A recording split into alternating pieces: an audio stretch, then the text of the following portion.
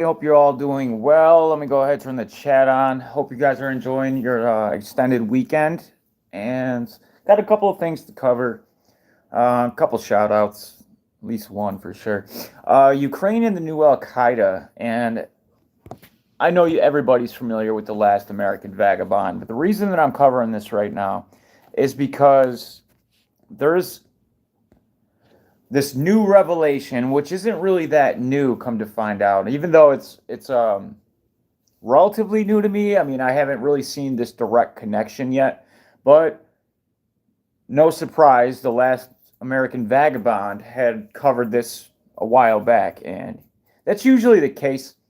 This guy's pretty much on point with a lot of stuff. Now, do I agree with everything he says? No. Um, you shouldn't probably agree with everything everybody says. What's up, Cuts? Good to see you. Unless they're like a carbon copy of you, it's fine to. But whatever. However, I do want to run through this because if you're unfamiliar, then let me just provide a little bit of context here. Jacob Chansley or whatever his name is, right? The basically the mascot of January 6th was in a photograph with what has come to be a Ukrainian spy. Now, this Ukrainian spy has been seen and is in video and photographs of other things like the Charlottesville psyop that they tried pulling, and other stuff as well, which is strange. I mean, that's just one person. Maybe there are more, maybe there's not. I don't really know.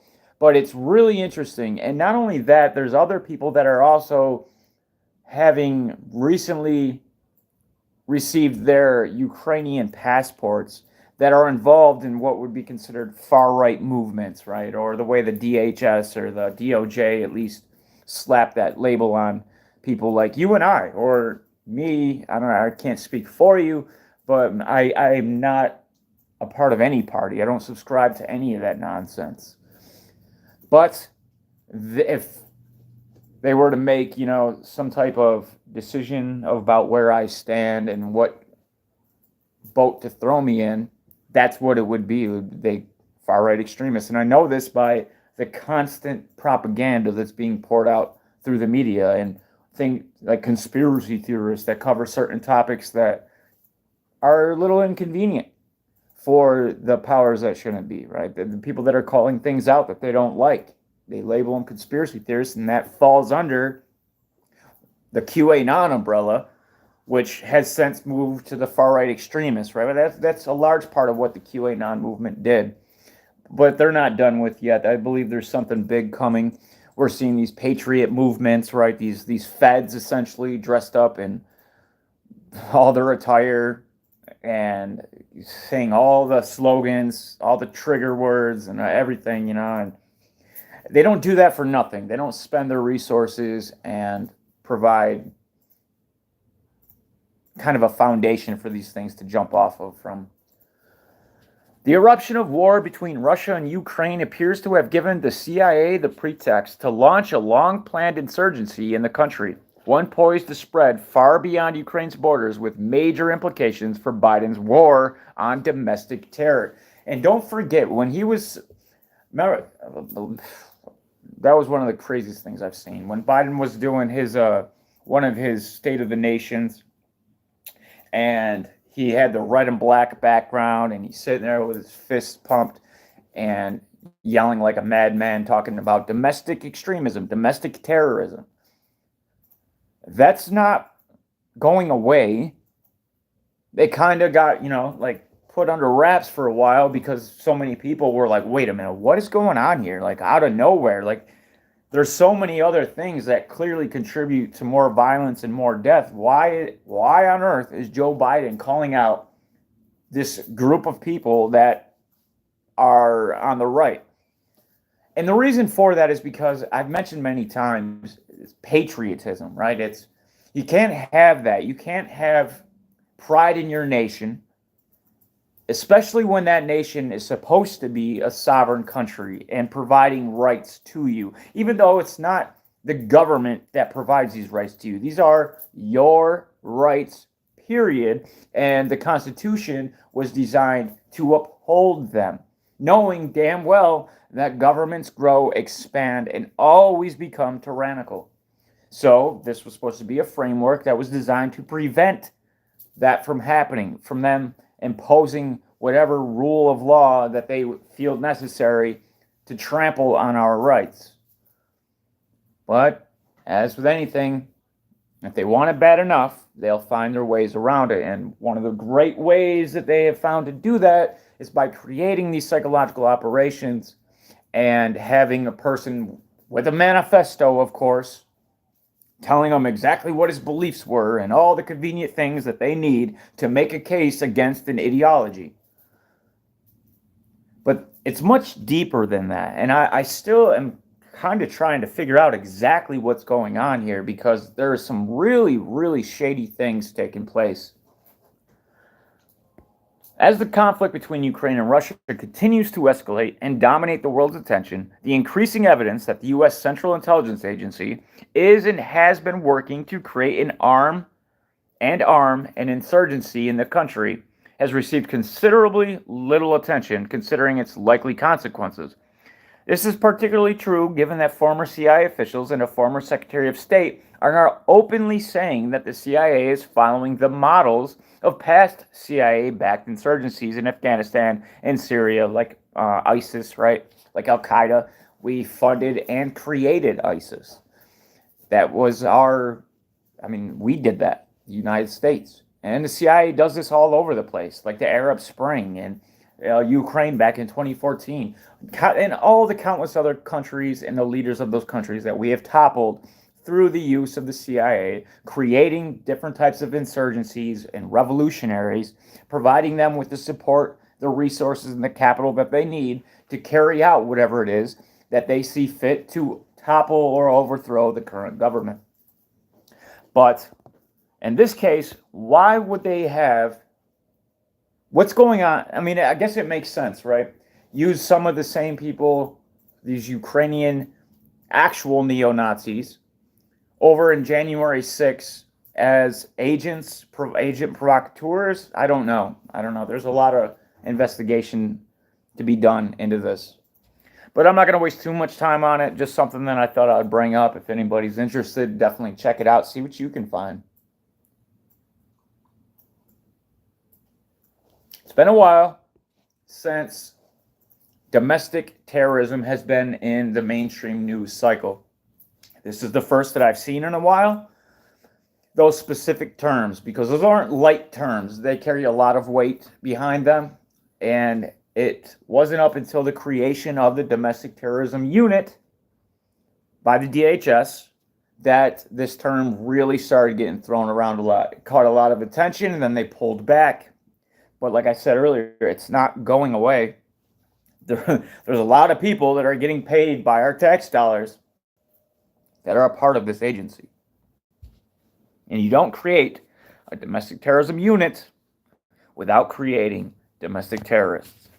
All the laws necessary to hold people accountable for anything that they might have done already exist. It's not like this new term, domestic terrorism, is going to capture new types of crime. It's the same. It's just now they have a label, and what this label does is it allows them to hold people indefinitely, right? If it's a terrorist charge, go back to the National Defense Authorization Act of 2012, and you'll be shocked to learn all of the things that they are able to do, all of the rights that they're able to bypass just with that simple word, terrorism. President Biden on Saturday called the deadly shooting in Jacksonville, Florida, a terrorist act, adding that domestic terrorism will not prevail in the United States. Domestic terrorism will not prevail in America. Silence is complicity. Is it? Silence is complicity, Biden said. In Florida, we will not remain silent. The president added that he'd have much more to say on the issue later. I'm sure he will. Biden was in Florida to tour storm damage after Hurricane Idalia hit the Sunshine State. Biden met with survivors and thanked the personnel leading the response and recovery efforts alongside First Lady Jill Biden and Rick Scott and others. The shooter opened fire last weekend at a store near a historically black university using an assault-style rifle. That's every single time. We know, you know why? Because that's the most effective weapon we have if the government decided to start going after its citizens. They don't want you to be able to defend yourself. That's why the Second Amendment says shall not be infringed. That means none of these bump stock bans or the magazine, the limits of it, none of that should constitutionally exist. Like it should all have never have made it nearly as far as it did, let alone pass. But it did, and more will come. The more they create these psyops, obviously, the more heartstrings that they can pull on the general masses, the people that aren't really in the know, that know what's going on, that trust their government, that trust their media, will start getting behind it. At least that's their hope. It's worked pretty well so far and coming a long way on restricting your rights. We must refuse to live in a country where black families going to the store or black students going to school live in fear of being gunned down because of the color of their skin. Are you kidding me right now? And then they had another one of those Fed rallies where the people are all dressed up, right? Like the neo-Nazis. Come on, man. Come on, man.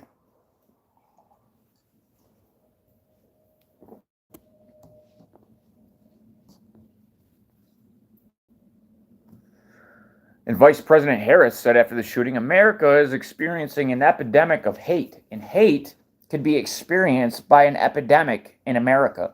I'm sure that's something like she said. She likes to toss those word sales around. Too many communities have been torn apart by hatred and violent extremism. Florida Governor Ron DeSantis, who did not meet with Biden during his trip to the Sunshine State, also condemned the gun, calling him a scumbag. Yeah. This shooting, based on the manifesto they discovered from the scumbag that did this, was racially motivated, just like all of the other ones. Do people honestly think that these people just, before they're going to carry out these things, they write like a novel of every ideology in there that is exactly, just happens to be the things that the media is continually calling out as these people are dangerous and misinformation are spread by these types of people, like all of it, in every single one. And what it does is it provides, eventually along the way, they're going to be like, well, we have all these manifestos. We can plug them into GPT-4, and it'll give us an accurate depiction, a profile, if you will, of people that are potentially dangerous. Now, that may seem like that's a ways off, but it's not. What's up, Mitz? Good to see you, sister. So it's definitely important when they're talking about this stuff, especially domestic terrorism.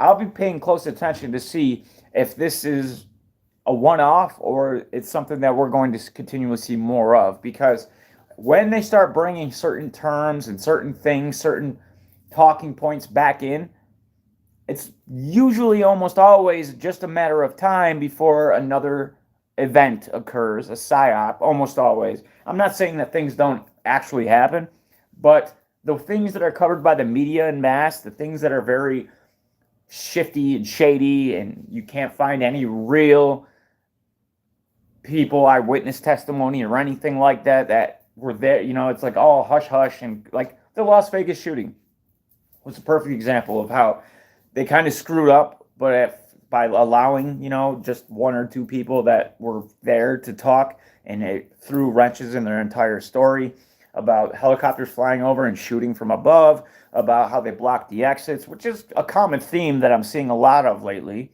with Burning Man and Maui, and God knows what's coming next.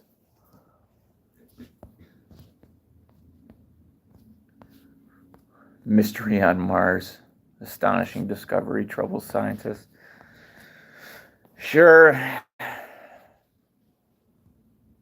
Speaking of Burning Man, now we are going into flu season, which normally provides them the numbers that they would need to create their next fear campaign and get everybody worried so people will line up and go get the jab. The problem is this year, there's so many people that have seen the carnage that has been due to a certain something, and they don't trust it. And they shouldn't have trusted it to begin with, but some people's backs were up against the wall. They wanted to feed their family, and they broke. They gave way, and they got something inside of them without knowing the effects, long-term effects, or the technologies that are now circulating inside of their body.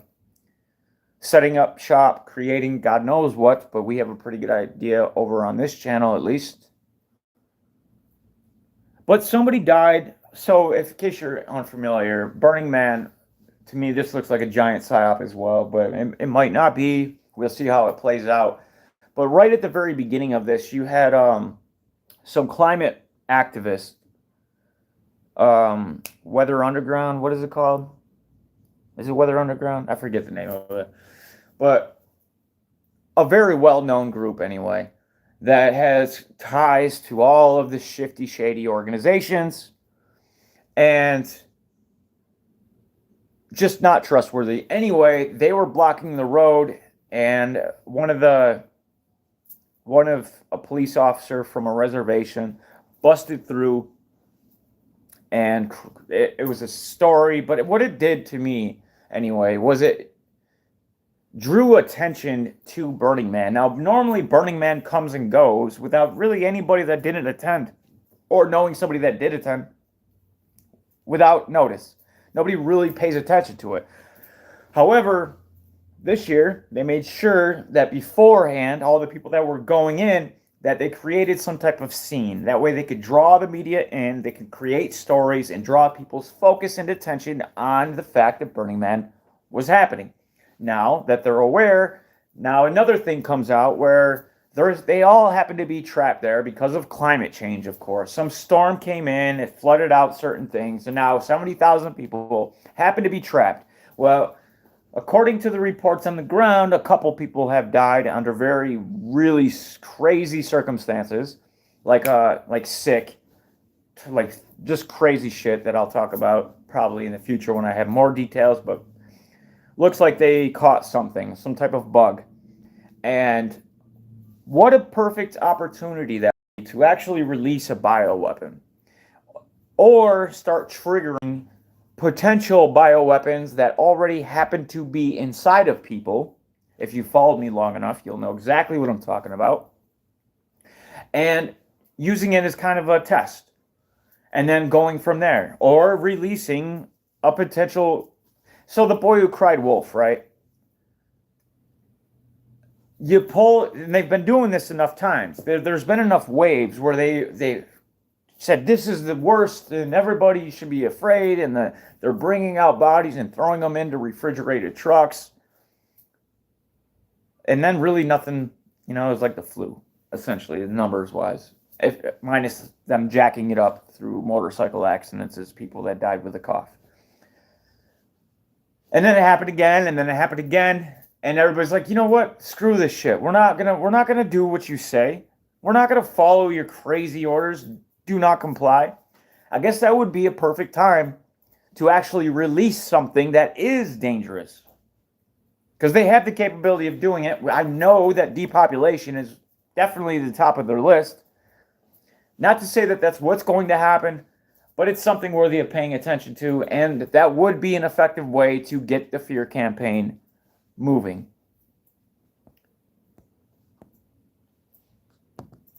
Let's just listen. No, there's not an Ebola outbreak at Burning Man. By Matt Novak. Festival goers at Burning Man in the Nevada desert are currently struggling with severe mud after storms flooded the event, forcing organizers to close the only road in and out.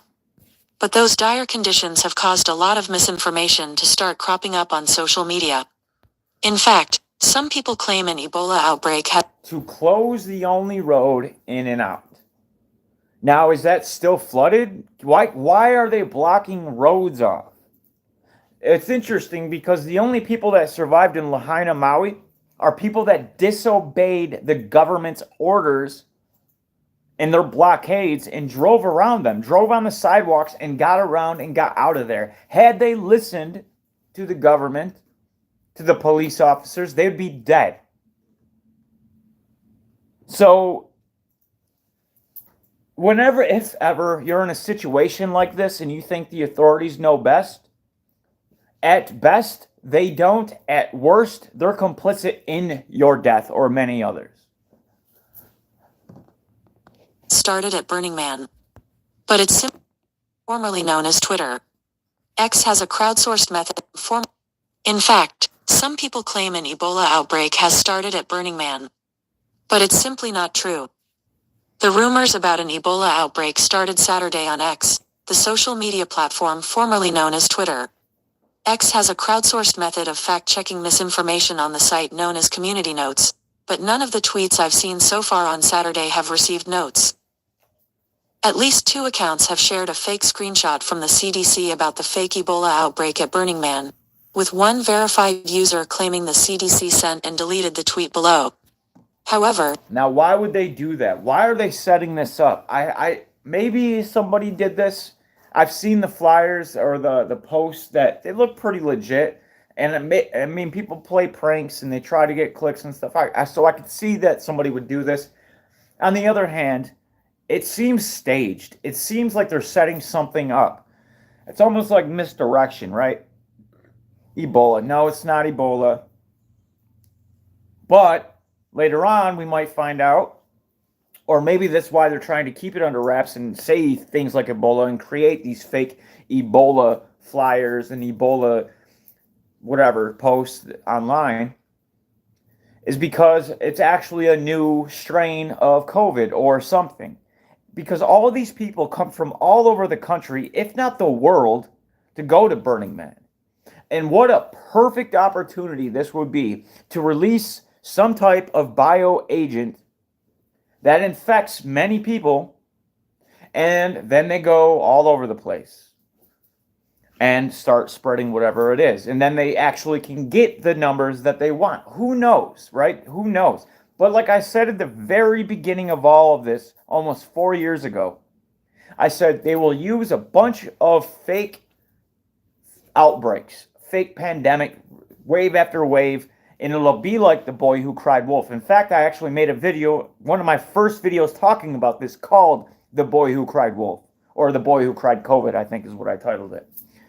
And it was only a matter of time before they would release an actual thing, but by then everybody would have seen wave after wave of just BS nonsense for tyranny. And then nobody would want to listen, and this time it would give them the justification needed to actually start cracking down, because there would actually be death counts and you'd be insensitive, and it's a clear line in the sand that would be drawn. People that are willing to obey and people that are not.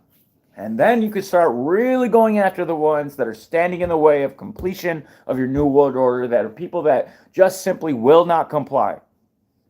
Now, regardless, as far as I'm concerned, I'm not going to comply. If I need to be safe, if I need to take precautions, I'll be the judge of that. I'll see what's going on. I'll use discernment and play it by ear, play it as such. But as far as dictates coming from up top and mandates and this and that, you'd be a fool at this point to follow those. Because one, I wouldn't trust them to steer you in the right direction anyway. And two, history has shown us that they never have our best interests. It's only what benefits them. And considering we're coming close to the 2025 or 2030 agenda, and the goals that they want to achieve by then can really only be achieved through depopulation. What's up, Jen? Good to see you. I would be very cautious of anything and everything when it's dealing with anybody from the government. What's the most terrifying words in the English language? Hi, we're here from the government. We're here to help. Hi, we're from the government. We're here to help.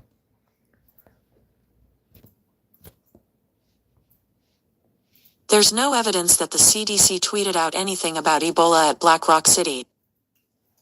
X no longer verifies the identity of anyone with a blue check mark, a feature that used to help weed out misinformation on that used to help weed out Rock City. X no longer claiming the CDC sent and deleted the tweet below. However, there's no evidence that the CDC tweeted out anything about Ebola at Black Rock City. Yeah, you're right.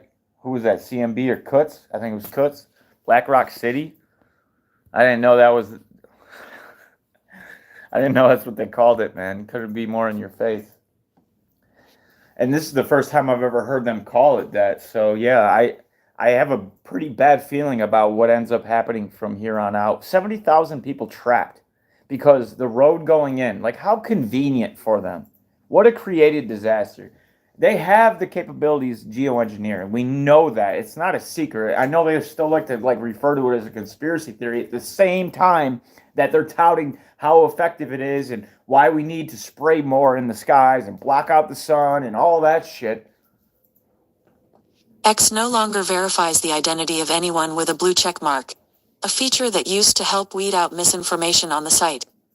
But after Elon Musk bought the platform, he got rid of the legacy verification system and now allows anyone with $8 to buy. It's all coming back. They're creating the new task force to monitor dis, and malinformation. Like, it's all. So this is what I think now that we brought this up, as far as X is concerned, or Twitter. It's a perfect opportunity. So people were, like myself even, were self-censoring on that platform, knowing damn well if you wanted anything to be seen, you had to keep it in a ever-narrowing confine of things that you were allowed to say. You couldn't talk about anything conspiratorial. You couldn't talk about, or what they deem as such anyway. You couldn't really talk about anything of substance unless it was supportive of the far left, which is the New World Order. Let's call it what it is, right? And then Elon Musk comes around, he's a free speech absolutist, and he's going to support. Well, that's not the case, because even now, he's putting tweets out that talk about I support free speech, but I don't support anti-Semitism. Well, what's interesting is, why do you need a separate group? And why do you need the term anti-Semitism? Illegal speech is illegal speech regardless, is it not? And if it is legal, it should be, if you're a free speech absolutist, if it's legal, it should be permitted. Except when it's about a certain group, it doesn't add up. It doesn't make sense. You're playing the same game that everybody else is, of course. So anyways, I don't want to digress too much, but ultimately what I think it does is it draws a line in the sand once again. It allows people thinking that now they can speak freely. Now they can say whatever it is that they want, and they do. That's great news if you're the DHS or the DOD or the FBI or the CIA or the NSA or etc. Because now people are thinking that they can speak freely, even though we got a World Economic Forum stooge as the CEO. And they're creating all these, just the same shit that we had before. Except people think that they're allowed to say these things now. And it's all being gobbled up. And what do you think they're going to do with this information, giving enough serious psyops, especially the one big one that's coming? The one that's going to be by far-right extremist conspiracy theorists, funded by Russia probably, or with the backing of, God knows how they'll play it. But I could see something like that in the future, and they're going to do what they did, basically Pearl Harbor, right? The Japanese. They were American citizens. They just, because what? They weren't white or they weren't black. Like, they could do this with anybody. They were American citizens, and because a certain group attacked Pearl Harbor, then anybody that looked like them got rounded up. It's going to be the same in this case. It's going to be, if you have a similar ideology than the group that attacked the nation, you're going to get rounded up under potential domestic terrorism charges, and that's going to give you absolutely no rights to fight it in court, and you'll sit there indefinitely. Indefinite detention. By a checkmark. Another X user claimed to be at Burning Man on Saturday and insisted they tested positive for Ebola. But it's pretty clear from the responses to the tweet that they're joking.